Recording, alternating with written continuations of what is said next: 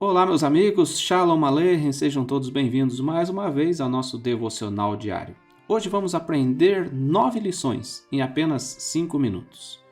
Quando os filhos de Israel entraram na batalha com 5 reis, inicialmente eles foram chamados porque era para defender os gibeonitas, mas ao fim aquilo tornou-se uma grande conquista de território.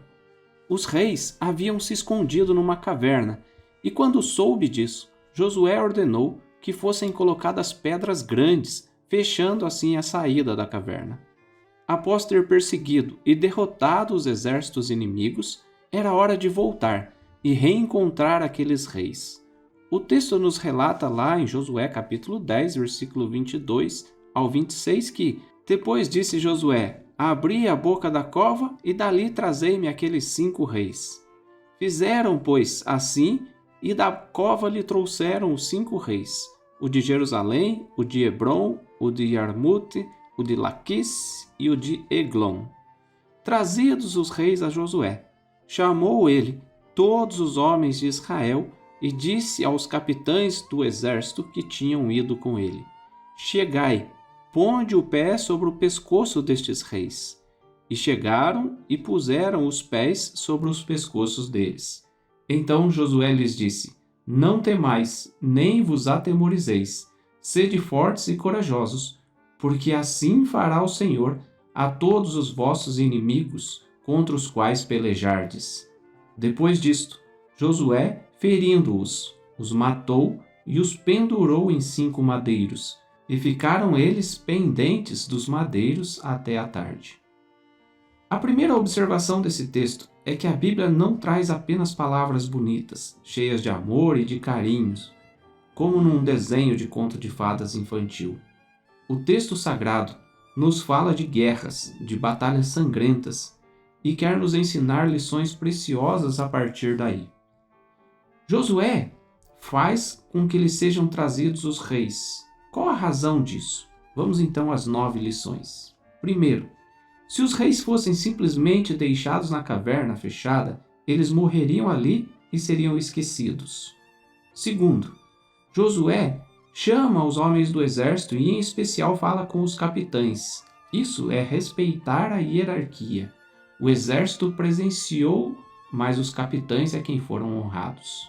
Terceiro, colocar os pés sobre o pescoço dos reis foi colocá-los numa posição indefesa, de derrota. Não era para humilhá-los. Quarto, Josué se dirige ao exército com palavras de fé. Não temais, sejam fortes e corajosos. As mesmas palavras que ele ouvira de Moisés e do próprio Deus. Quinto, Deus fará assim a todos os inimigos que guerrearam contra vós. Ou seja, o Eterno colocará os inimigos em condição de indefesos debaixo dos vossos pés. Sexto, de novo, por mais forte que o exército fosse, era o Eterno quem daria a vitória a Israel.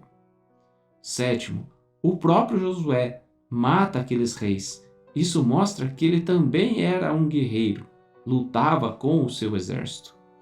Oitavo, ao colocar os reis pendurados no madeiro, isso permitiria que todos pudessem ver, gerando confiança no exército, mas também temor a Deus.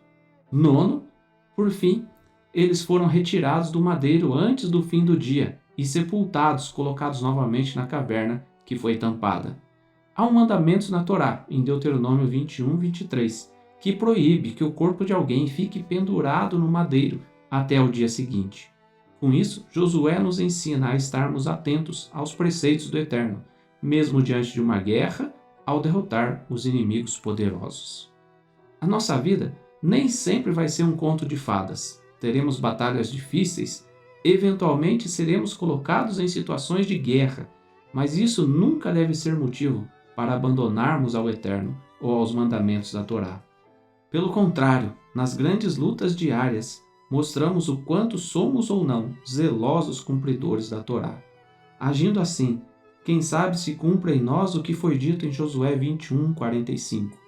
De todas as boas promessas do Senhor à nação de Israel, nenhuma delas falhou, todas se cumpriram. Confie nas promessas, enfrente suas batalhas e tenha todos os dias ao menos 5 minutos para Deus. Shalom.